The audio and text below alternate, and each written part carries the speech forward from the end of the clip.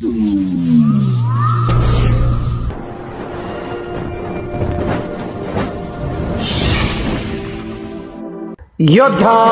News Marathi. जीपा प्राथमिक शाळा शिरोली येथील 7वीच्या विद्यार्थ्यांचा निरोप समारंभ. उत्साहात संपन्न शाळेसाठी प्रशस्त हॉल व भरीव निधी देणार, उपसभापतींचे आश्वासन. शिरोली येथील जिल्हा परिषद प्राथमिक शाळेत इयत्ता 7वीच्या विद्यार्थ्यांचा निरोप समारंभ अत्यंत भावपूर्ण आणि उत्साही वातावरणात पार पडला. या कार्यक्रमाच्या निमित्तानं शाळेच्या शैक्षणिक प्रगतीचे कौतुक करण्यात आले असून आगामी काळात शाळेच्या भौतिक सुविधांसाठी मोठा निधी उपलब्ध करून देण्याचे आश्वासन लोकप्रतिनिधींनी दिले आहे. प्रमुख उपस्थिती आणि मार्गदर्शन.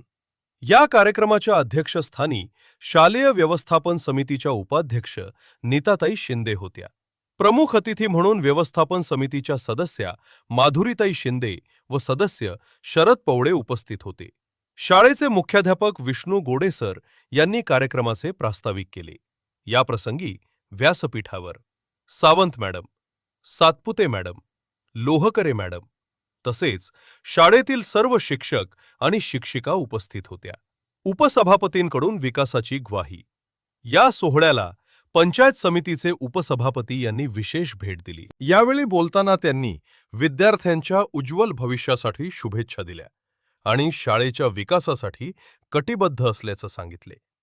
जिल्हा परिषद शाळेचा दर्जा उंचावण्यासाठी मी माझ्या निधीतून शाळेला भरीव आर्थिक मदत उपलब्ध करून देईन.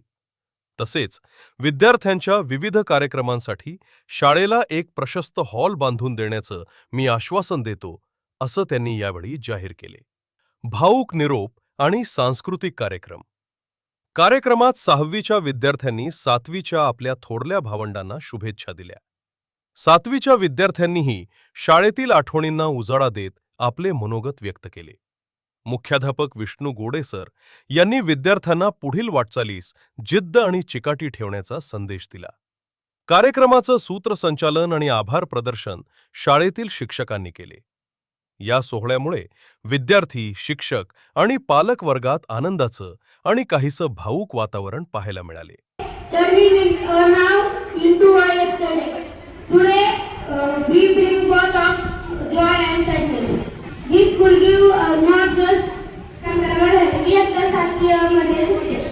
आज आपल्या शाळेमध्ये इयत्ता 7वी ह्या वर्गाचा निरोप समारंभ आहे. याच्याबद्दल मी 2-3 शब्द बोलत आहे, ते तुम्ही शांतचित्ताने ऐकावे अशी माझी विनंती.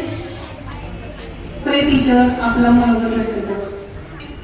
व्यासपीठावरील शाळा व्यवस्थापन समितीचे सदस्य, शाळेचे मुख्याध्यापक गोडे सर आणि इयत्ता 7वीचे माजी वर्ग शिक्षक आणि या शाळेचे आदरणीय माजी शिक्षक श्री थोरात सर या आवर्जून आजच्या निरोप समारंभाच्या कार्यक्रमासाठी उपस्थित राहिले. त्याचबरोबर आपल्या माझे सगळे सहकारी शिक्षक आणि तुम्ही निरोप मूर्ती इयत्ता 6वी त्यांना निरोप देणारे आणि निरोप मूर्ती 7वीच्या मुली आणि मुले विद्यार्थी सर्वांचे मी धन्यवाद आणि स्वागत करते. तुम्ही आज खूप वेगळे आणि छान दिसत आहात. हा भाग आहे आणि तुम्हाला निरोप द्यायचा आहे, म्हणजे आता तुम्ही आम्हाला इथून पुढे दिसणार नाही आहात जास्त. कधी दिसलात तर ओळख द्या आवर्जून, कारण माझे या वर्गासोबतचे वेगळे ऋणानुबंध आहेत. कारण इयत्ता पहिलीला ही सर्व मुलींनी दाखल केली आहे. 7वी अ ची असू द्या, 7वी ब ची ही असू द्या, त्यानंतर इयत्ता पहिलीपर्यंत मी वर्ग एकत्र सांभाळलेला आहे. काही मुले 3रीला आली, काही 4थीला आली असतील, काही वर्ग सोडून आता गेलेली असतील 7वी नंतर. पण सर्व हा माझा म्हणजे पहिला शिरोलीत आल्यानंतरचा स्वतःचा पहिला वर्ग की जो मी 5वी पर्यंत नेला. तर या वर्गासोबतचे वेगळे ऋणानुबंध आहेत. मुलांनीही तशी खरंच जाणीव ठेवली आहे. कधीही कोणतं काम सांगू द्या, कधीही काही सांगा. अजूनही बघितलं तरी ही माझी मुले शांत बसतात.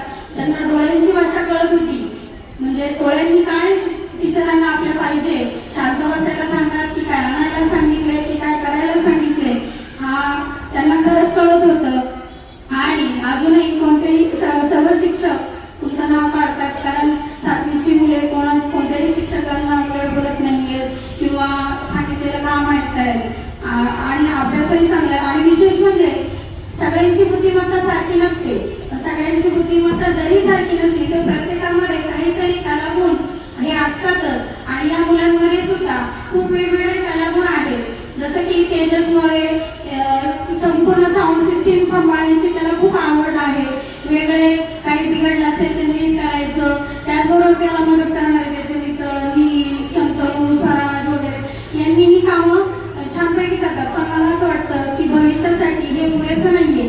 त्यांनी खरोखरच आता गांभीर्याने घेऊन अभ्यासाला लागा.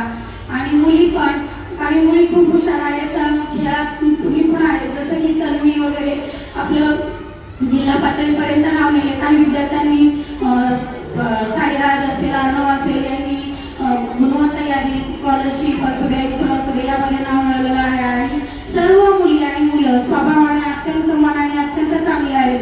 परंतु आता जाता तुम्हाला एक सांगायचं आहे की वयाच्या अगोदर हे जे बदल व्हायला लागलेले आहेत मुलांमध्ये त्याचं एकमेव कारण म्हणजे आहे हे मोबाईलचं तंत्रज्ञानाचं युग आहे की त्याचा तुम्ही अतिरेकी वापर करायला लागलेत. आता सकाळपासून पण आम्ही बघतोय तुम्हाला की तुम्ही मोबाईल आणलेत काही स्वतःचे आणि तुम्ही तुमच्या ह्याच्यात. आता आजचा दिवस तुम्हाला माहिती आहे आम्हाला कोणी बोलणार नाही.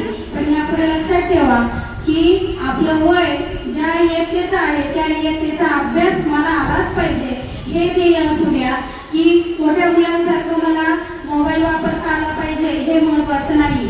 या AIच्या जगात खूप वेगवेगळे सायबर गुन्हे घडतायत. त्याची शिकार आपण होऊ नये. विशेषतः मुली तुम्ही खास काळजी घ्या तुमची. आम्ही आतापर्यंत असं प्राथमिक शाळेमध्ये सांगणारे शिक्षक तुम्हाला मिळाले. यापुढे तुम्ही हायस्कूलला जाल, त्यानंतर कॉलेजला जाल, तिथं त्यांना तुमच्या वैयक्तिक आयुष्याशी काहीही घेणं देणं नाही आहे. तुमचं फक्त तुम्हाला शिकवणे आणि तुमच्याकडनं करून घेणे ही त्यांची जबाबदारी आहे.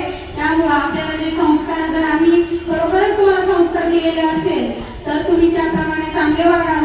आम्ही कधी इकडे फिरकलो किंवा तुम्ही आम्हाला दिसलात तर माझे विद्यार्थी खरंच गुणवान निघाले, खरंच चांगले निघाले. कोणी क्लासमन व्हा, कोणी डॉक्टर व्हा, इंजिनियर व्हा, ज्याला काही करता नाही आले तरी स्वतःचा व्यवसाय सुरू करा.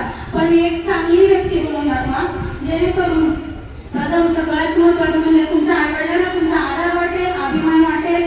त्याचप्रमाणे आम्हाला तुमचा अभिमान वाटेल आणि गावाचं नाव तुम्ही संपूर्ण सर्व परिसरात उज्ज्वल कराल अशी तुमच्याकडून मी अपेक्षा बाळगते. बघा, सुरवंटाचं फुलपाखरू होण्यासाठी त्याला काही कालावधी लागतो. ती आळी स्वतःला कोशामध्ये गुरफटून घेत असते आणि कोशामध्ये गुरफटून घेतल्यानंतर तिला त्रास होत नाही असं नाहीये. स्वतःला पूर्ण झाकून घ्यायचं म्हणजे गुदमरलेल्या अवस्थेतील ती अवस्था आहे. तरी तेवढ्या कालावधीतील 15 ते 20 दिवस काढत असते. जर त्या फुलपाखराची त्या आळीला त्या कोशातनं तुम्ही वेळे अगोदरच फाडलं आणि पाहण्याचा प्रयत्न केला की झालं की नाही फुलपाखरू, झालं की नाही फुलपाखरू, तर ते बनलेलं दिसणार आहे का तुम्हाला?